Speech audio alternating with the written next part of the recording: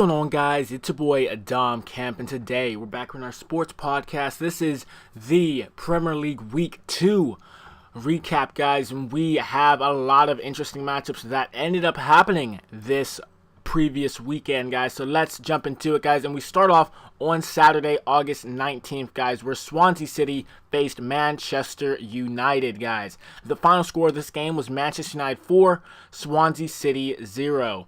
We move down, guys, and look at, of course, the stats and statistics. The match stats. Swansea City had 5 shots. None of those shots were on goal. Manchester United had 17 shots, 8 shots on target. 12 fouls for Swansea, 11 for Manchester United. 3 corner kicks for Swansea, 5 for Manchester United. 1 offsides calls for Swansea, none for Man U. 41% time of possession Swansea had, and Manchester United had 59%. 1 yellow card for both teams, no red cards, and Swansea City had 4 saves in total. That was a great matchup for Manchester United due to the fact that that's back-to-back matches where they scored 4 goals, guys. So I was pretty happy about that, guys. 45th minute, Narek Bailly scored a goal.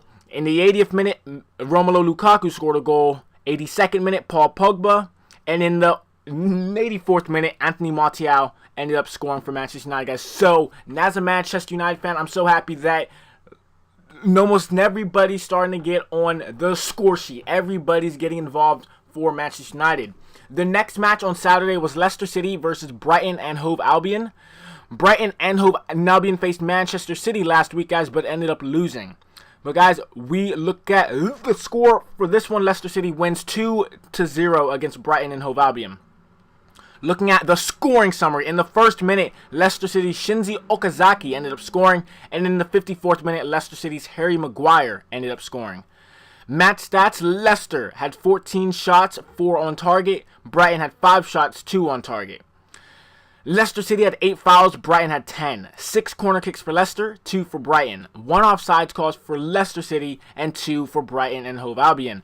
45% in possession for Leicester, 55% for Brighton. 1 yellow card for Leicester, none for Brighton. No red cards in this matchup, but each goalkeeper had 2 saves.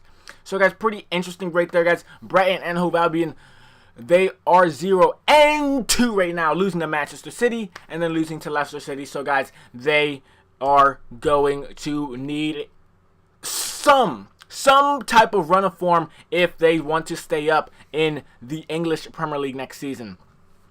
The third matchup on Saturday was Stoke City versus Arsenal, where Stoke City ended up winning 1-0 against Arsenal.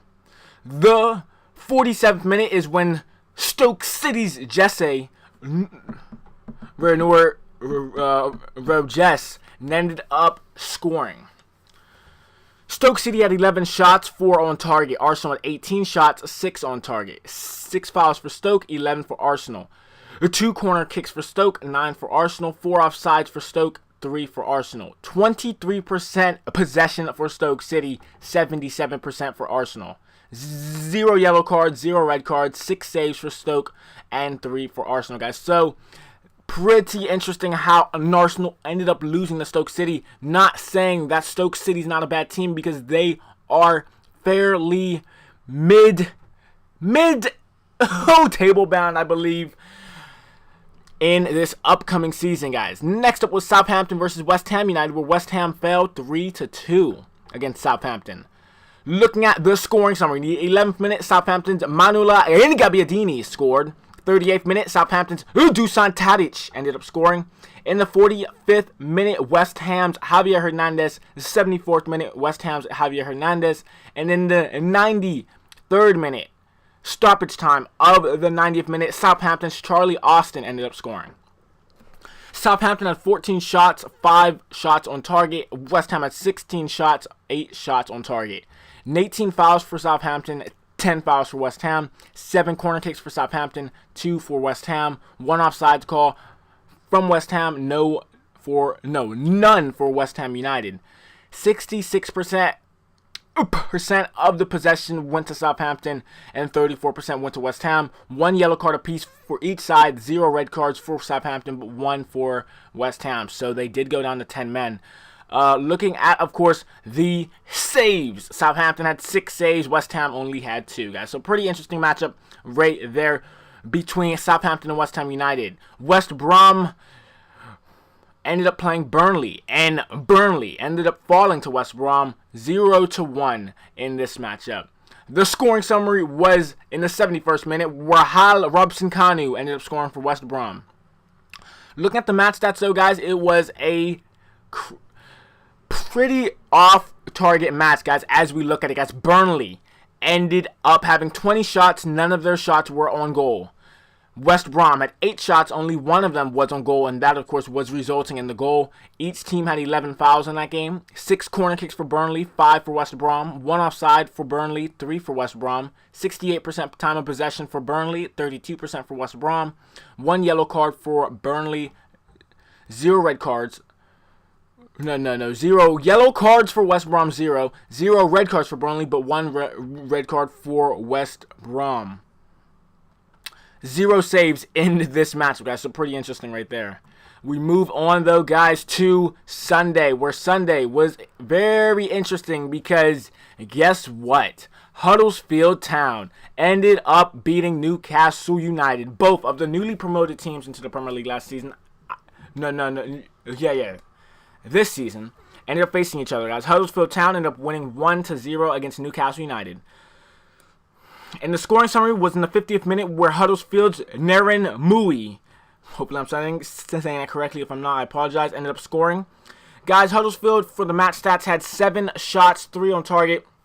Newcastle had 13 shots, 5 on target. 13 fouls for Huddersfield, 10 for Newcastle. 7 corner kicks for Huddersfield, 3 for Newcastle. 4 offsides for Huddersfield, 5 for Newcastle. 53% time of possession, 47% for Newcastle. 3 yellow cards for Huddersfield, 4 for Newcastle. No red cards given out in this game, and 5 saves for Huddersfield and 2 for Newcastle, guys. So pretty interesting matchup right there. Huddersfield and Newcastle, the lower level squads in the Premier League this season.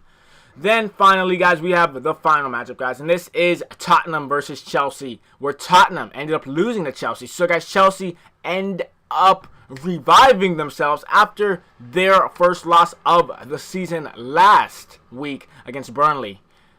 Looking at the scoring summary, guys, Chelsea's Marcos Alonso in the 24th minute ended up scoring. In the 82nd minute, Tottenham ended up getting an own goal, guys. Michy Batshuayi from Chelsea ended up scoring an own goal for Tottenham in the 82nd minute. But, guys, Chelsea's Marcos Alonso scores again, 88th minute. He gets 2 goals on the day for Chelsea, and Chelsea ended up coming out with the 3 points. Looking at the match stats, Tottenham's had 18 shots, 6 on target. Chelsea had 9 shots, 2 on target. 14 fouls for Tottenham, 21 for Chelsea. 14 corner kicks for Tottenham, 4 for Chelsea. 0 offsides calls in this game. 68% possession for Tottenham, 32% for Chelsea. 4 yellow cards for Tottenham, 3 for Chelsea. No red cards given out in this game, guys. No saves for Tottenham, though. But, guys, Chelsea had 6 saves. Pretty interesting right there, guys. And that will wrap up this Week 2 recap of the Premier League season, guys. So, the biggest upset that I wouldn't really ever say it's even a upset. Real quick. Yeah. No, yeah, guys. As well as my apologies. As well as Liverpool, playing Crystal. Whoa, actually, wait a second. Hold up. Yeah. And as well as Liverpool playing Crystal Palace, which somehow I missed. Whoa, hold up. Okay. Sadio Mane was the only person to score in Liverpool's 1-0 win against Crystal Palace, guys, in the 73rd minute. 23 shots for Liverpool, 13 on target. 4 shots for Crystal Palace, 1 shot on target. 12 fouls for Liverpool, 13 for Crystal Palace. 4 corner kicks for Liverpool, 2 for Crystal Palace. 2 offside calls for Liverpool, 4 for Crystal. 72% time possession for Liverpool, 28% for Crystal Palace. 1 yellow card for Liverpool, 3 for Crystal Palace. 0 red cards in this game, but 1 save for Liverpool, but 12 for Crystal Palace, guys. So, pretty interesting matchup. And finally, the last matchup that somehow I keep on missing these final matchups, guys. It was Watford versus Bournemouth, guys. Watford against Bournemouth, guys, which was a pretty interesting matchup because Bournemouth ended up dropping points and losing 2-0 to Watford in this one, guys. Watford's Richarlison in the 73rd minute ended up scoring. 86th minute was a second goal for Watford, and it's Etienne Capoue for the brace.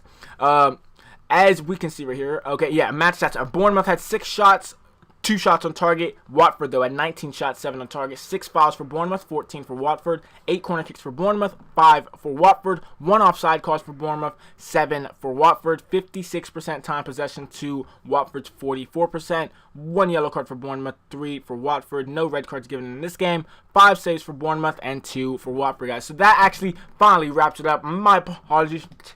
Jeez, when I'm scrolling down, I thought that for that was written it, but then I realized it really wasn't, guys. So there you have it right there, guys. The biggest upset, in my opinion, if you even want to call it an upset, that would be Stoke City against Arsenal. That would be like the Rebel wouldn't say biggest matchup, but a matchup that you would expect Arsenal to win that matchup. But other than that, guys, thank you for listening. If you guys want a week 3 recap, which will be next Monday, not on a Tuesday, I apologize, and I was busy on Monday, so that's why I'm bringing it to you guys on Tuesday. But other than that, thank you for listening, and I will talk to you guys later.